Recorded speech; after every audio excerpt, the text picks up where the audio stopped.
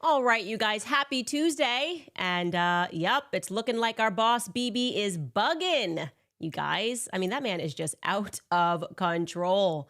And now there's some real beef, and I'm kind of excited about this, brewing between him and Donald Trump. I haven't seen a beef this big since Tupac versus Biggie.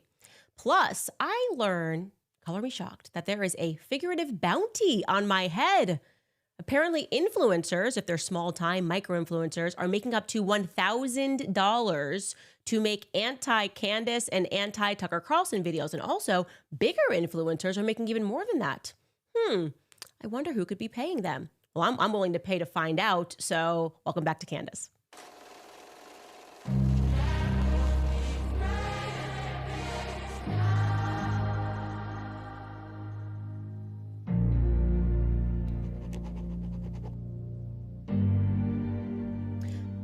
So we jumped off the podcast yesterday, and I'm feeling good. We had a huge show yesterday, and almost immediately there's news of a total ceasefire between Israel and Iran, because we learned this information apparently because Trump was able to broker peace. He jumps onto Truth Social and he announces this. He says, "Congratulations to everyone. It has been fully agreed by and between Israel and Iran that there will be a complete and total ceasefire." And then he puts in quotation marks, rather mysteriously, in approximately 6 hours from now, when Israel and Iran have wound down and completed their in-progress final missions. For 12 hours, at which point the war will be considered ended. Officially, Iran will start the ceasefire, and upon the 12th hour, Israel will start the ceasefire. And upon the 24th hour, an official end to the 12-day war will be saluted by the world. During each ceasefire, the other side will remain peaceful and respectful. On the assumption that everything works as it should, which it will, I would like to congratulate both countries, Israel and Iran, on having the stamina, courage, and intelligence to end what should be called the 12-day war. This is a war that could have gone on for years and destroyed the entire Middle East, but it didn't and never will. God bless Israel. Of course, Israel first. God bless Iran. God bless the Middle East, God bless the United States of America, and God bless the world. Signed off, Donald J. Trump, President of the United States. And he posts this at 5:02 p.m. I mean, literally almost right when we finished this stream. And first and foremost, I'll say when I saw that, when I was looking at just the explanation of how it was going to go down, like Iran was going to stop firing first, and then Israel was going to stop firing first, I went to myself, okay, somebody's playing a trick here. Right? If you're going to do a ceasefire, you just say, hey, everybody stop firing at 5 p.m. Eastern. Anybody who fires beyond that, you're done. Right? But instead, it seems like Israel kind of agreed, but they have to stop. They have to stop first, which is incredible because Israel started this war. And then Iran said, we'll capitulate. Okay, great. Then he announces that the ceasefire, this is again on Truth Social, is now in effect. This is about 12 a.m., so at midnight. Ceasefire is now in effect. Please do not violate it. Signed off again, Donald J. Trump, the president. And so, like I said, I was feeling a bit suspicious. A lot of stuff felt immediately suspicious. I'm like, am I becoming cynical, or is all of this just so obvious that it's theater and we know where this is going to head? And like, I mean, come on, it's Israel. Do they listen to anybody? And another thing that kind of made me recognize just how maybe faking gay it all was J.D. Vance. As soon as Trump drops this, he was ready in the seat for an in-person interview with Fox News. Like literally, he decided to travel to the studio and sit in D.C. across from Bret Baier to discuss this historic piece. I want you to take a listen and let me know if you recognize what's wrong with this.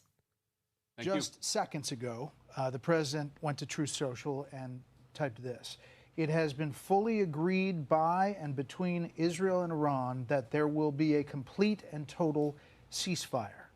Complete and total ceasefire is what he typed. Yep. What does that mean? How did it come about? What's the development here? Well, we were actually working on that just as I left the White House to come over here. So that's good news that the president was able to get that across the finish line. I think what it means, Brett, is quite simple. First of all, the president, without, knock on wood, having a single American casualty, obliterated the Iranian nuclear program. We are now in a place where we weren't a week ago. A week ago, Iran was very close to having a nuclear weapon. Now, Iran is incapable of building a nuclear weapon with the equipment they have because we destroyed it. So that's a very, very big thing. Now, what that means, I think, is we have to talk to Iran and, of course, to Israel about what the future holds. Because while we have obliterated the Iranian nuclear program, our hope and our expectation is that they're not going to try to rebuild that program. And I think that's what the president is really trying to figure out here, is to build a long-term settlement here to where we can have peace in the region, where our regional allies and, of course, the American people, most importantly, can be secured, but where we can ensure that the destruction of the Iranian nuclear program that has already happened is not something they try to rebuild. Okay. So my face when I was watching that was actually, ironically, the J.D. Vance face. Remember, like, the now fashionable meme of J.D. Vance, like, I don't know about this one. And I'll tell you what instantly flagged me as wrong about this is that it's J.D. Vance. He is the vice president of the United States, and yet they are sending him to travel to Fox News studio to be able to sit down and communicate something to the American people that this is definitely totally done. And he is there seconds after Trump unleashes this Truth Social message. Okay. So instantly I feel like actually they're panicking, right? Because you could send this down the line. I mean, you have press secretaries who have press secretaries. You have deputy press secretaries. You could have any other person in administration be the person that's got to run over to Fox News and deliver this message to the people and convince the people that this is real. Why are you sending VP Vance? Why would you want him to be wasting his time doing that? He's the vice president of the United States. And you told us like 2 weeks ago that Iran was like totally about to kill you, right? Maybe a week ago. That Iran, like there was a viable threat. So please, let's keep J.D. Vance safe. Let's not have him traveling to Fox News studio when there is this totally viable, credible threat against you, in so much that we have to now travel overseas in these bombers to take out the nuclear sites in Iran, right? Anyways, that's how my brain works. But what do I know? The people loved it. It was just red meat being thrown to the crowd. And, oh, we told you he was going to broker. This was all just 4D chess. It was 4D chess. Shame on you for not believing that Trump could establish peace, broker peace between Israel and Iran. And they're kind of trying to condemn people who called for peace and also acknowledge Israel's record with peace, which is that they never have peace. They never have peace. They are not interested in peace, and they make that very clear. So I'll give you 2 examples of people just like, nah, boo, boo. First off, Avi Yemeni is an Israel firster. He writes, mock every last one of them who sided against Trump out of blind hatred for Israel, screeching about World War III while he was preventing it. Never let them or the internet forget that they chose the wrong side of history. This is like, real MAGA guys, the people that fought Trump every second of the way. And now that war is brewing, they're very happy. Now, because I don't suffer from like a need to be liked, I really just don't. I immediately just tweeted in the midst of all of these tweets that were calling out people who were anti-war and said this isn't a good idea to get involved with Israel again, that something didn't smell right, that obviously this was dumb. And the most obvious clue to you that it was not going to be this simple is the fact that Bibi Netanyahu is involved, okay? This is Bibi Netanyahu, just to put into perspective for you, who ignores the United Nations, who ignores the International Criminal Court, that America following. I mean, this is all the UN. Oh my gosh, after World War II, we need to establish the UN, the ICC, all of these courts because we need to make sure that a genocide never happens again. And then when they do their job and the ICC comes out and says, hey, Israel's committing a genocide and we're not okay with it, and we're calling for Bibi Netanyahu to be arrested, like an international arrest warrant. What did America do? Oh, it's amazing what we did. Like we said we need this court to prevent genocide. When they do their job, the United States government then instantly rushes and votes to sanction the international intergovernmental body that we helped create. Literally, look at this. Reuters, U.S. House votes to sanction International Criminal Court over Israel. Okay? Well, you're in trouble for doing your job. So in my honest viewpoint, in knowing, like, as I did, that this was not going to pan out, I'm not even sure it's Bibi Netanyahu's fault. Like, why would he listen now? Like, you're Bibi Netanyahu, and you're so big and so bad and so gangster that you're committing a Holocaust in broad daylight. And people in America, are rushing to defend you, to pass rules and go, you know what? Okay, I know we established this because the Holocausts were bad, but like, it's good. It's cool if Bibi does it. Like, what are you going to do? This is a spoiled child, right? A child that never heard no. Imagine America, we're his mommy, okay? We're his mommy that never tells him no.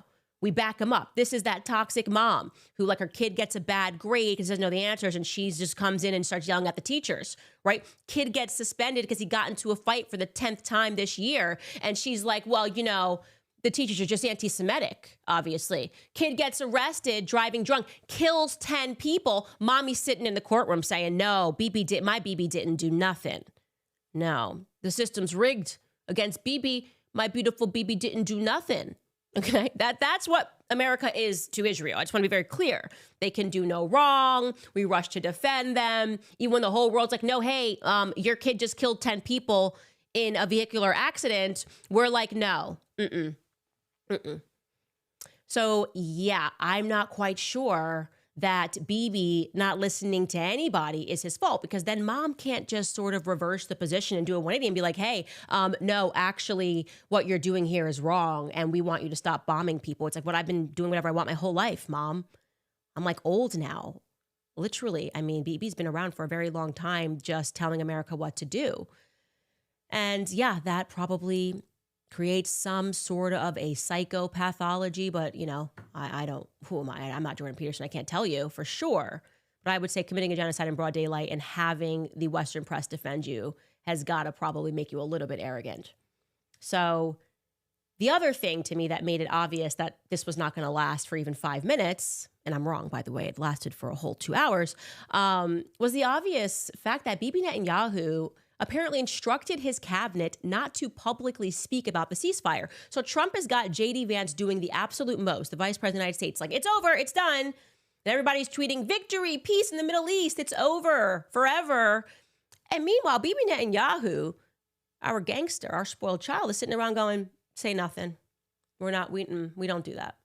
They didn't say anything. They were quiet. IDF didn't, they love the tweets. They go after, they're petty too. They'll go after Bella Hadid. They're quiet on a ceasefire, okay? And yeah, thought that was interesting. So I just went ahead and tweeted this. I tweeted, hate to be the cynic here, guys, but Bibi Netanyahu has called for a regime change. And that means that one way or another, there's going to be a regime change, okay?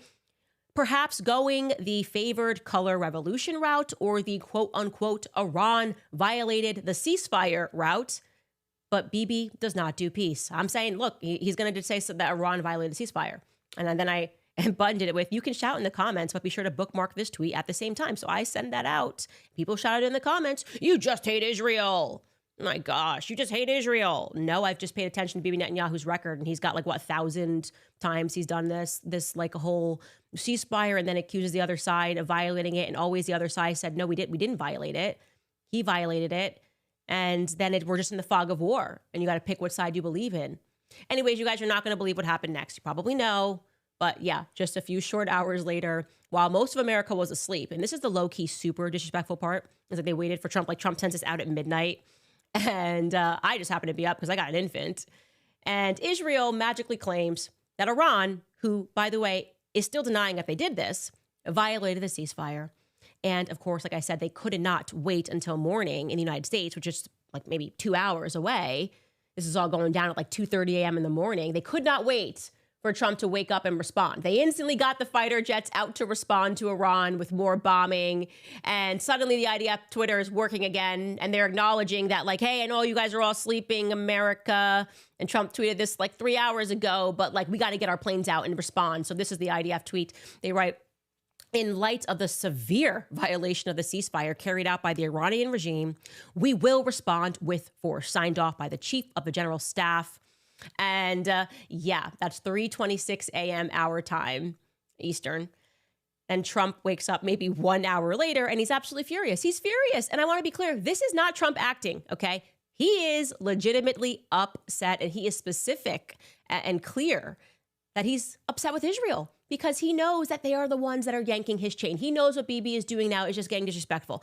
In the rap world, you know, rappers wear these chains. I don't know. They just got a lot of bling, bling, bling in them. Okay. The one thing that is considered the worst thing you could possibly do to a rapper, which basically signals that they have to kill you. I don't know why, but this is like a real thing in gangster world, is if you pull their chain. Just pull the bling, bling off. And that means it's time for war. And this is pretty much what Bibi's doing to Trump by letting him tweet that and then making him look like he's an absolute fool a couple of hours later. He's just yanking the chain here, okay? So Trump's angry. He wakes up, he takes to Truth Social, and he writes this. Israel, do not drop those bombs. If you do, it is a major violation. Bring your pilots home now. It's like, he's me talking to my toddlers right now because he realizes we've gone a little too far. Our kid is very spoiled and he's just doing whatever he wants with our money. Like he wouldn't even be able to do any of this. He wouldn't even be able to drive the car drunk if we didn't buy him the car.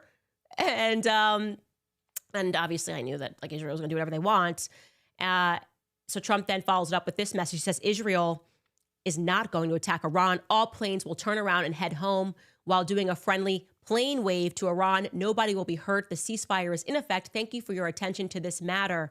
Yeah, he sends that out. And then immediately after that, Israel did, in fact, bomb Tehran. They dropped a bomb, okay? And rather hilariously, they called it a symbolic strike. They dropped bombs in Tehran despite having that communication from Donald Trump not to do it because they needed to send a message symbolically. And they said, oh, but that's all we're going to do. We just needed to, send a symbolic message. And Trump is furious. And this is when he just drops an F-bomb about Israel because he realizes that they're making him look ridiculous. This is what he said to reporters on his way out to the helicopter in the morning. Take a listen. Says that Iran violated the peace agreement and the ceasefire agreement. Do you believe that Iran is still committed to peace? Yeah, I do. They violated it, but Israel violated it too. Are you questioning if Israel is committed? Israel, as soon as we made the deal, they came out and they dropped a load of bombs, the likes of which I'd never seen before. Yep. The biggest load that we've seen. I'm not happy with Israel. You know, when I say, okay, now you have 12 hours, you don't go out in the first hour and just drop everything you have on them. So I'm not happy with them. I'm not happy with Iran either. But I'm really unhappy if Israel's going out this morning because the one rocket that didn't land, that was shot, perhaps by mistake, that didn't land. I'm not happy about that. You know what? We basically have two countries that have been fighting so long and so hard that they don't know what the they're doing. Do you understand that? I mean, not going to lie, I love that energy. I'm glad that he's actually mad because it's been humiliating to watch this. It's been humiliating as a Trump voter to watch Bibi Netanyahu humiliate Trump and his voter base, the voter base that is now divided over his actions here. And I think at this moment, Trump is realizing that he's in an alpha male competition because like he said, even when he announced the first ceasefire, Israel then went and bombarded Iran. I mean, we're dropping heavy bombs like, ha, ha, ha, we've got a couple of hours left here. We're going to destroy you. You can't do anything. Ha, ha, ha, ha. And then they instantly violated it. And they say, oh, well, this obscure rocket, which Israel's claiming they didn't do. Why would you, by the way? If you're not even going to hit anything, why would you send just one, as they allege that they did not do? And suddenly they're back on their planes while Trump is sleeping. This is disrespectful, okay? This is completely disrespectful. And I think Trump is waking up to that. And he seems to also, and I think this was to send a message to Bibi, be reversing course on his earlier message that he would support a regime change in Iran. Here's what he said when asked today about a regime change in Iran. Do you want to see regime change in Iran? No. If there was, there was. But no, I don't want it. I'd like to see everything calm down as quickly as possible. Regime change takes chaos. And ideally, we don't want to see so much chaos. So we'll see how it does. You know, the Iranians are very good traders, very good business people, and they got a lot of oil. They should be fine. They should be able to rebuild and do a good job. They're never going to have nuclear, but other than that, they should do a great job. He's even like complimenting Iran here, and I think that's because he knows that Bibi's going to see it, and he's upset, he's angry, and he should be angry because Bibi Netanyahu does not respect anyone. He's never respected anyone, and I want to be clear, this has been the consistent messaging from Zionists since truly the first Zionist lobby. I mean, this is just, they don't listen and they openly say psychopathic things in their government. I'm talking about the Israel government, their commentary that they have made about the Palestinian genocide. They don't care because, like I said, there's no consequences for anything. When you can be defended and have people falling over themselves to defend you when you are committing murderous crimes, what is your incentive to stop? It's got to be a high for you to murder people at a certain point. This is what happens when you reward a terrorist state. And they've been open in the past, even in their publications. A lot of history is intentionally getting buried. And I really encourage people to go back and learn about the initial Zionist lobby. I mean, take it all the way back to just before the turn of the 20th century to learn who has been pushing these objectives on behalf of Zionists who one day woke up and decided as a political movement that they needed a state. And Theodore Herzl was not religious, which makes it even more hilarious that people think it's their biblical duty to defend the modern state of Israel. When the modern state of Israel was being established, they weren't making any biblical arguments. And I wanted to just even show you guys this, because imagine who you have to be to have no fear as a publisher. And this is back from 2012. This person who is a Zionist and who was the publisher of the Jewish Times to openly write that if we don't get what we want, we'll murder a president. This is real, okay? This is real. This was published. And you have this guy, and I gotta get his name here. So could you just back up first to the wider shot? What's his name here? Is it Andrew Adler? Andrew Adler, who is literally the publisher of the Jewish Times in Atlanta. And he just writes like, hey, what are we gonna do if Barack Obama doesn't give us what we want? And he gives 3 things that they could do, and says 3, we could give the go-ahead for the U.S.-based Mossad agents, excuse me. Why do we have U.S.-based Mossad? Okay. U.S.-based Mossad agents to take out a president that is deemed unfriendly to Israel in order for the current vice president to take his place and forcefully dictate that the United States policy includes its helping the Jewish state obliterate its enemies. It's funny, that is crazy, but that actually happened once. That there was a president who was not friendly to Israel and its incentives, and then he got kind of taken out, and then the person under him was unbelievably friendly to the Israeli state. His name was Lyndon Baines Johnson. Anyways, back to the article. I digress. It goes on, it says, yes, you read number 3 correctly. Order a hit on a president in order to preserve Israel's existence. Think about it. If I have thought of this Tom Clancy type scenario, don't you think that this almost unfathomable idea has been discussed in Israel's most inner circles? Another way of putting 3 into perspective goes something like this. How far would you go to save a nation comprised of 7 million lives, Jews, Christians, and Arabs alike? You have got to believe, like I do, that all options are on the table. With this in mind, pull that back up, it closes it. With this in mind, I again ask you, Prime Minister Benjamin Netanyahu, what would you do? Like openly calling for him to assassinate a president if he doesn't do what he wants. Like that is kind of, I think, carefully paints why there is so much fear when it comes to Israel in the political world and in the social world. People don't want to stand up and say anything because they're not playing around. They will ruin your effing life, okay? I lived this last year. Oh, I maybe think Israel is doing something wrong. We're coming for your job. We're coming for your finances. We're coming for that tour in Australia. You won't be able to move, Candace. You can't even go to Australia because we're running it. Yeah, that was the Zionist lobby of Australia that did that because, oh my God, the horror. How you can't have a platform anymore if you stand against us. So yeah, guys, this is kind of been a running theme. And by the way, that publisher, you'll be pleased to know the Secret Service looked into him, but obviously nothing happened because you can just kind of publish these things, not expect there to be any consequences when you make a laced threat on a president's life. And you've kind of maybe done that before. Right now, Marjorie Taylor Greene, by the way, is catching heat because she just tweeted, Skylar, I think you could pull this up live, but like she just tweeted that Israel killed JFK. And they're like, oh, she's gone insane. No, that didn't happen. He was fighting with Israel's prime minister and he wanted AIPAC to register under the FARA Act as a foreign agency so we could see what money they're moving into the United States for influence. But it was just convenient for Israel that JFK got shot. It was just convenient, you guys. Totally convenient. It was convenient for Israel, by the way, when the towers went down. And like everyone who talks about those dancing Israelis are just crazy conspiracy theorists. What would you do? What should Bibi Netanyahu do? Yeah, Those are the kind of scenarios that run through people's minds. And add that on top of a blackmail ring, which we still are never going to see the files for, Jeffrey Epstein, and they have got DC on lock. And so you always know the marker of who's actually not beholden to them, because it's who is being attacked the hardest. And it has been insane to see over the last couple of months the attacks that are being thrown at me and Tucker Carlson, Ian Carroll, and Dave Smith, who's Jewish and just like has a conscience like everybody else does, and is like, this isn't okay. The ADL, which has been behind a lot of this, remember they tried to fund the report, Jordan Peterson, it was funded by the ADL ultimately, the Christ is King report. The people that are saying Christ is King are radical. No, we're just not controlled by the Zionist lobby, and we're not going to stop saying Christ is King. So anybody that's not controlled by Zionists are now being called radicals, and now they've moved on to pretending that we're funded by Qatar. I have told you guys 1,000 times, I am not funded by any foreign entity. Hand on the Bible. I would never, I mean, that is so absolutely ridiculous. But now people are alleging it.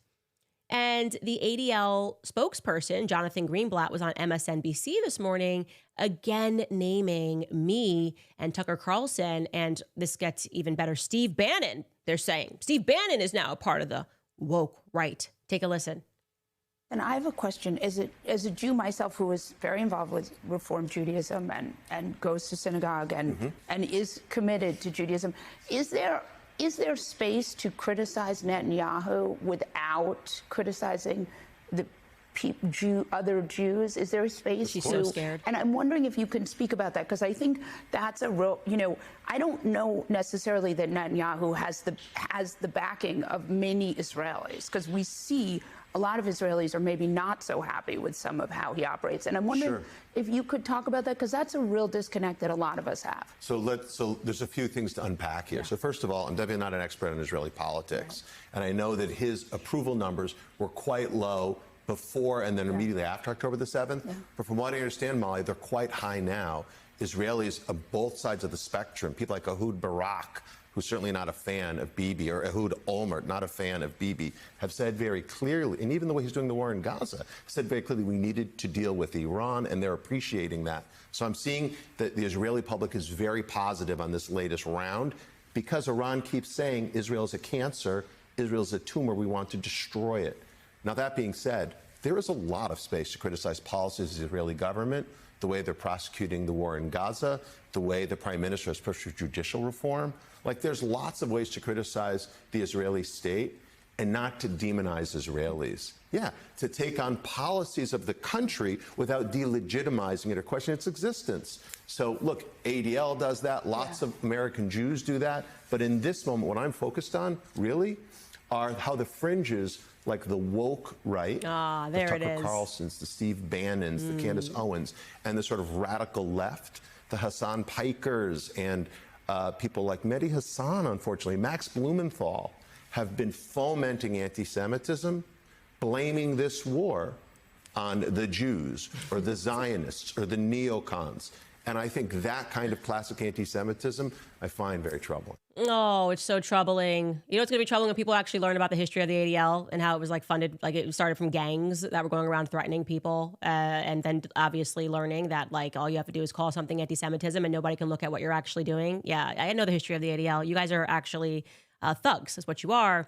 And you're smear merchants. That's you deal in smears. And so you're going after the people that you can't control. So the second that you hear the ADL come out and start naming people, you pretty much should know that you can trust the people that they are naming are not being funded by them. Like I said, all roads lead back to the ADL. So now we know why there's been this weird proliferation of the term woke right from people that are radically pro-Israel and that are infiltrating the MAGA movement and trying to tear it apart. It's ridiculous. It is. I mean, it's so ridiculous.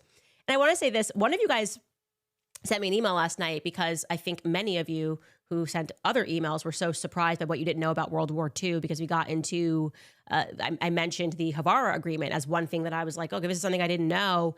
And somebody said, Candace, are you going to speak about the genocide of the Germans, like leading up to that, World War I, World War II?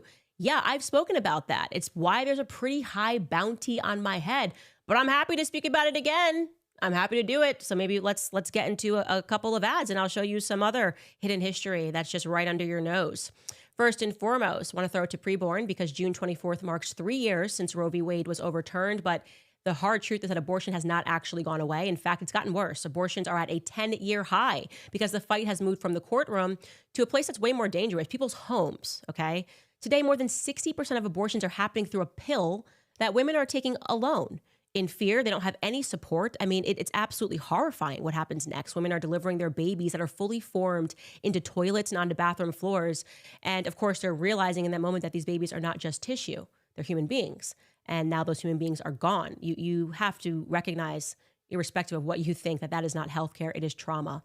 11% of women who take the abortion pill face serious complications, and many carry emotional scars for the rest of their lives. And that is why I support preborn. They're stepping in where our culture fails, giving women the truth, real practical financial support, and a chance to choose life. Preborn has already saved 350,000 babies, and they can't do it without us. The need has really never been greater. For just $28, you can double the chance that a mom chooses life for her baby and for herself. So if you'd like to donate, go to preborn.com/Candace. Again, that's preborn.com/Candace. Also, for those of you that signed up yesterday to support my work, since I'm not funded by Qatar or Iran, I wanted to let you know that my website, CandaceOwens.com, was revamped earlier this year thanks to the team over at Patmos. We used Patmos as our most trusted alternative to big hosting because there's so many U.S. data centers, and with them, they are actually U.S. customer service based. Patmos provides us with tremendous value for all of our hosting and web development needs. So discover why businesses save big and get better service if you make the switch as well, like I did to Patmos. You can visit patmos.tech to make the switch today. Again, that is patmos.tech. Okay.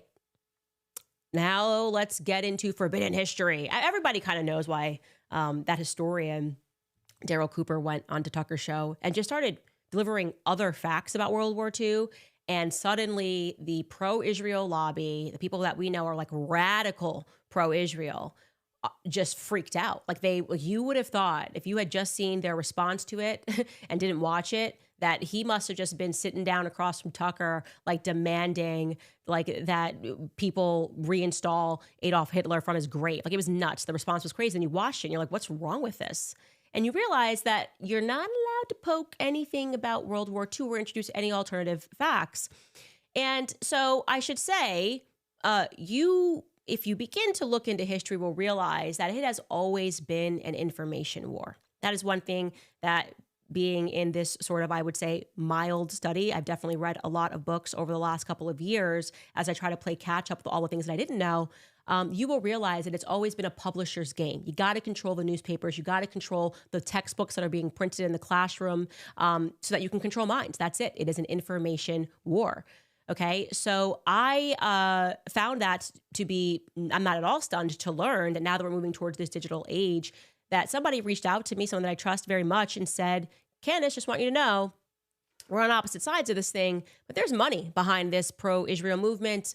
Billionaires and Israeli billionaires reached out, asked so-and-so to make a video that is pro-Israel. And then an influencer reached out and said that people are being offered money to make anti-Candace and anti-Tucker videos, up to $1,000 for a micro influencer. That's a lot of money. This person has got to have a lot of money, whoever's behind this. And so today we did something because we're so interested is we put a bounty out, $10,000 for an influencer that got paid, a micro influencer. Don't care if you're micro. You email tips@CandaceOwens.com and show us the concrete email of who paid you to make a video about me and Tucker and to say that we must be funded by Qatar, because that's the disinformation campaign that's happening right now. And we'll give you $10K, no questions asked. I don't care if you already made the video. We will not ever reveal your name. You can go on and live your life, okay? Promise that. But getting back to the broader point that I'm making here, which is that this has always been an information war, what I really did that pissed off the ADL and put me on their list, finally, speaking of Jonathan Greenblatt, was I started talking about the German genocide that nobody knows about. And that was, if you watch this documentary, you will never be able to unsee it. You will never be able to unsee the savage piece, okay? Which is that when the Second World War ended, like when the Allies won and we ended a Holocaust, then intentionally we genocided Germans. We allowed Germans to be genocided by some psychopathic Soviets. They took their homes, they took everything. I wonder what they do with their belongings. when you just move people out of their homes and you are behind this ethnic cleansing. And I was horrified. And there's little tidbits in there that are deeply upsetting. Like, for example, that one of the individuals who was literally hosting a camp, this is again after the war, and was mass murdering Germans, and was so sadistic that he would make them stack up onto a pyramid while they were naked. So they were crushing one another. And this man, whose name was Solomon Morel, then fled to Israel, and Israel protected him. When they wanted to prosecute that crime of Solomon Morel, I'm pretty sure that's his name, Skylar, I hate to meatloaf you here, but if you could pull up, I think, Solomon Morel, who was running this camp, mass murdering Germans. And then when Poland said, hey, send him back, we'd like to prosecute him for crimes against humanity, Israel said, no, we're going to protect this guy, okay? Now, the German genocide is not something that happened, something that they're not allowed to talk about, because then what they did was they also passed speech laws. So still today, to this day in Germany, you can't talk about it. If your family descended from one of these, and tons of them did, there were millions, okay? This intentional ethnic cleansing, you can't talk about it, which is why I do, because I'm American and I still have free speech. It did not start just after the war. In fact, if you want to and you are interested in learning more about what you don't know, you should know that calls to genocide the Germans, a war on Anglo-Saxons, began long before that, before World War II. Truly, I trace it to the communists who attempted to overthrow Germany. There was a movement of communists that tried to overthrow Germany in 1848. These are called the 48ers. And when they were unsuccessful, these 48ers, and they weren't just from Germany, but they were all coordinated. You see here, it says were Europeans who participated and supported the revolutions of 1848 that swept Europe, particularly those that were expelled or emigrated from their native land following those revolutions. Where did they go? They came to America.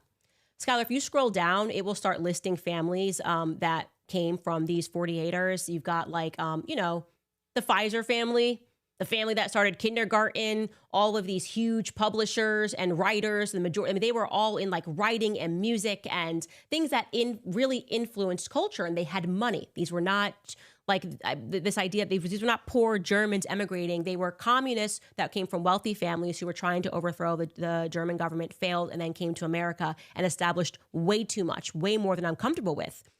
And they kept up this narrative that they needed to kind of convince Americans to hate these Anglo-Saxons. And I'm going to give you proof. Many of these people did, not all of them, I should say. I wouldn't know. I haven't gone through every single name that came to America to see where their families are today. But there were even books that were published explicitly calling for a German genocide. Theodor N. Kaufman published this book, Germany Must Perish, right? Do you see this, that he was this businessman and a writer who published Germany Must Perish, calling for the sterilization of the German people and the redistribution of the German lands. Now hit that. Could you hit Germany Must Perish? Because it's very interesting how they describe this book, as they're trying to defend it in some weird way.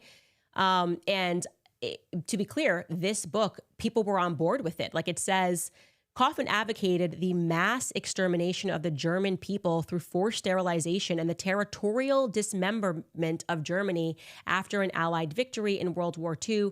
Kaufman summarized Germany Must Perish in advertisements in the New York Times and in the New York Post as a dynamic volume outlining a plan for the extinction of Germany and containing a map showing possible dissection and apportionment of its territory. Kaufman defended his plan for the sterilization of Germans in an interview published in 1941 in the issue of the Canadian Jewish Chronicle. It goes on and on. It talks about the reception in the United States. Nobody was this is wrong. This is we shouldn't be doing this. Okay. There was a concerted effort. And then when you learn about Freud, the Freud family who established propaganda in America, the Edward Bernays, one of his influencing campaigns was how to get Americans to hate Anglo-Saxons. And what I find to be problematic is that when you do any of these people's genealogies, it traces you right back to these communists who wanted Anglo-Saxons murdered since the day they tried to overthrow Germany and all of these other nations. Actually, go back to the 48ers. I want to get that right of what other countries were involved in it. If you go back to just the 48ers. And seeing where they settled in America, I find to be problematic as well. There's a lot of stuff that's happened. Anyways, we won't be able to get to all of this today. But yeah, this is a tidbit for you. Like, there's a lot of questions that I have about the 48ers, to be very specific. It's very difficult to figure out who was arrested. I've reached out to people in Germany who I know and who I'm friends with. Everybody's terrified because you can get arrested in Germany. Like, you're not allowed to question the narrative. Like, World War II happened and then speech laws were passed. And as you know, speech laws are always passed when people are just totally telling the truth about everything, right? You can't say anything. We're going to criminalize speech because, like, we know that the truth, like, we're telling the truth. Like, that makes me uncomfortable. But yeah, I think that this is why when people in America today are saying that they believe that it's intentional, that we are having all these refugee crises in countries that are flooding our borders, and they feel that they're losing their identity, whether it's, British. This is a big issue in the UK right now. It's a huge issue in America. And we're just kind of becoming this like multicultural melting pot and simultaneously being called racist or anti-Semitic, whatever it is. If we call that out, yeah, this has been going on for a very long time. And I am not comfortable when I look into and learn that people like Solomon Morell, who were very much a part of trying to mass murder these people who he took part in it. He actually did. He committed these war crimes, just no question, are then protected by the state of Israel. It doesn't make sense to me. And yeah, I can draw a thread between these radical communists and the radical Zionism that exists today in my own research. But again, this is stuff that we're getting into on my book club right now, because we're learning that if you're getting into the chapters, we have it tonight, book club, we're going to talk about Germans, these sadistic people that started Hollywood were then coming and getting all of these actors and actresses from Germany and putting them in front of lenses and making them appear cool. And they were corroding American culture. They were intentionally going after Christian principles. We learned this in Hollywood Babylon. So yeah, a lot going on there, ladies and gentlemen. And I just feel like I have to say that something's just not right, and that there are a lot of victims all throughout history. Anyways, you guys, going to get into some of your comments here. First, I have to throw it to our sponsors again, Pure Talk. I think I've been speaking pretty purely right now. What if I told you that you could cut your cell phone bill in half and support a U.S. company that shares your values like supporting our veterans and creating American jobs? What if I told you that you don't have to sacrifice coverage because you'll be on America's most dependable 5G network? And I'm talking about the only wireless company that this show endorses, Pure Talk, a wireless company that is veteran-led and invests in United States customer service team so that you have the best support possible. If you're with Verizon, AT&T, or T-Mobile, join the hundreds of thousands who have successfully cut their cell phone bill in half. That's right, the average family saves over $1,000 a year when they switch. Pure Talk is mine and my family's cell phone company, and it can be yours as well.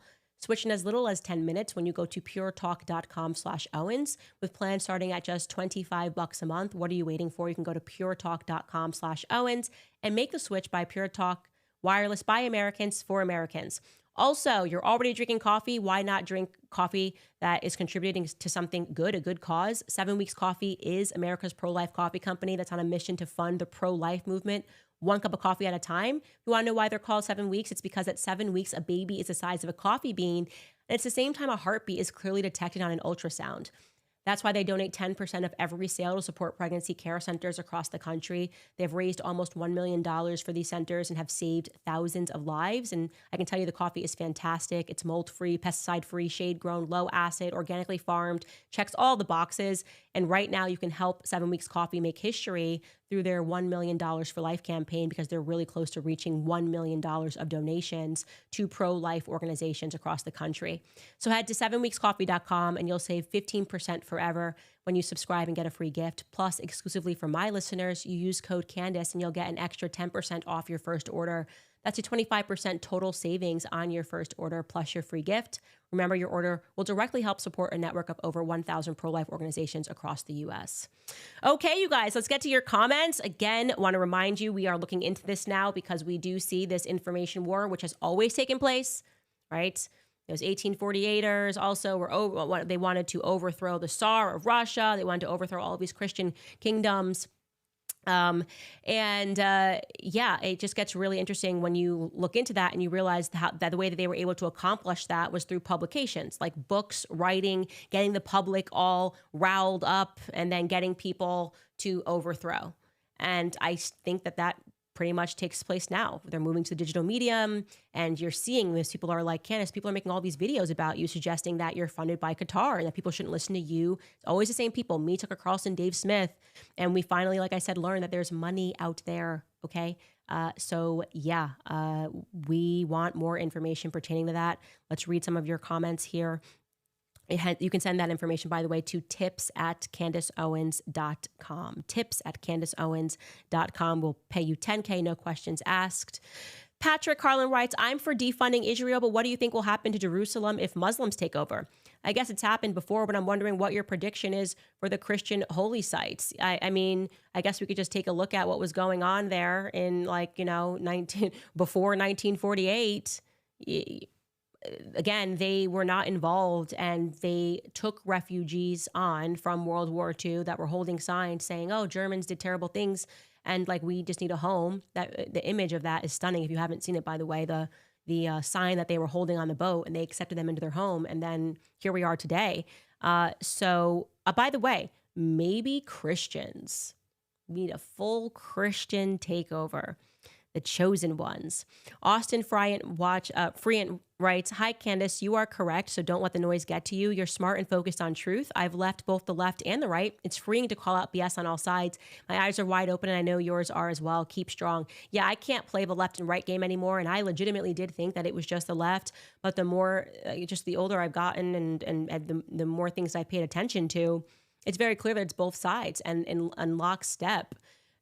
Pretending to keep us yelling at each other when we're all suffering because of these, I think, psychopaths that are running the world. Omer Rasul says, the Muslim world never had a problem with the USA until its support of Israel. The only nations that were against were the European countries that were invading them.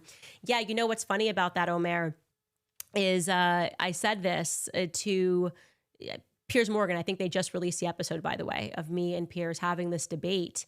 And I'm like, he's like, well, they're chanting death to America. And I'm like, why are they chanting death to America? Why did they choose America to chant death to America as opposed to any other country? And it's like, yeah, because we've been married to this demonstrably demonic Israeli policy of expansion in the Middle Eastern territory. Let's stop being the drunk mom that just supports everything her son does and says he does no wrong. It's like there's a lot of wrong that's happening. We need to acknowledge that. Again, it doesn't matter if you're black, white, Jewish, Muslim, Chinese, Japanese. If you're American, you should want this to end. MH writes, MAGA voters let this Trojan horse Trump into the White House, and the first thing he does is fill his cabinet with neocons. It's embarrassing to watch Netanyahu make Trump bend again and again. Here's what I will say. I have seen and heard a conversation where people that were close to Trump, I'm not going to name names, said that the best way to get Trump to do something is that if you tell him his base loves it and tell him they're going to love this, he'll do it, because at his core, he just wants to be loved by people on the left and the right, and he wants to do the right thing. And in that power in the hands of somebody who is whispering in his ear, who is actually not, has no allegiance to Trump, but is an Israel firster, it could do a lot of harm. So it's kind of a he who rocks the cradle scenario. The person that is whispering into his ear like Littlefinger can launch an entire war. And the base will love this. The base will love this. I also know for a fact, and if it's changed since, I'm happy to be corrected, but Trump doesn't press send on his own Truth Socials and tweets. He authors them, but at the time, Dan Scavino hits send, right? So it's just he's just dictating it. He's a busy guy, to tweet, blah, blah, blah. So he's not seeing the instant feedback from the MAGA base being like, I hate this. And that person who's whispering in his ear, whoever that is, right? Advisors, the cabinet, they're the base loves, they could be saying the base loves this. They love, it would be such a great show of military might. If we can get these, the military, your base was thinking the military was getting weak. Think about it. If you go over and you take out their nuclear program at night, base might love that. That's how I think you could manipulate Trump to doing something. So he's not doing it because he's a bad guy, but because he's like, okay, all of my advisors, these people that I trust, who are saying that the base needs to see a show of military might, and at the same time, the nuclear stuff is a problem. And I think he's got some bad people around him. I truly do believe that, because I've spent enough time with Trump in the past to know that he is not operating from a base point of evil. He just isn't. And like I said, I don't regret my vote for Trump. I regret the cabinet that he's built and the people that are around him, and I do not trust them. They are Israel first, not America first. And to be Israel first today, you have to be evil. You just have to be evil, given everything that they've done. I also want to remind you guys, book club is tonight at 6:00 p.m. Eastern. So we will be off once we end this stream in about a couple of minutes. And then book club's tonight at 6 p.m. Eastern. Head to CandaceOwens.com as we continue reading Hollywood Babylon. Next up, Elizabeth writes, "My BB didn't do nothing" is the anthem of 2025. So real. Intelligent Observer writes, "Who would have thought that no matter who you voted for, we would end up at the same spot? A great pope once said, 'War is always a defeat for humanity.' Thank you for being tough and no BS Catholic." Thank you so much for you guys for supporting me, because if you guys didn't support me, sign up for the website, buy my book, all of these things, I wouldn't be able to do what I love, which is to communicating with you guys and trying to make sense of what's happening into the world. And what I hope to be a positive manner. I never want people to feel down watching this podcast every day. It's not lost. All hope is not lost, especially because we're all waking up.